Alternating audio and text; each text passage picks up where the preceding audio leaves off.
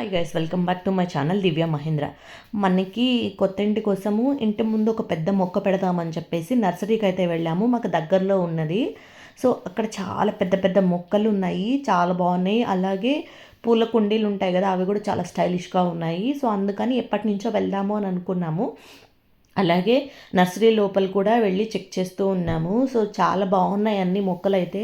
But నాకేందో చిన్న tension అండి, ఇంటికి తీసుకొచ్చే వరకేమో అన్నీ బాగుంటాయి, ఫ్రెష్గా అనిపిస్తాయి. తీసుకొచ్చి ఒక 1 వీక్ తర్వాత అన్నీ వాడిపోయినట్లు అయిపోతుంది, ఏటేటో అయిపోతాయి. సో నాకు అందుకే ఈ మధ్యకాలంలో మొక్కలు ఏమైనా తీసుకొచ్చి పెంచుదామన్నా కూడా చాలా భయమేస్తుంది.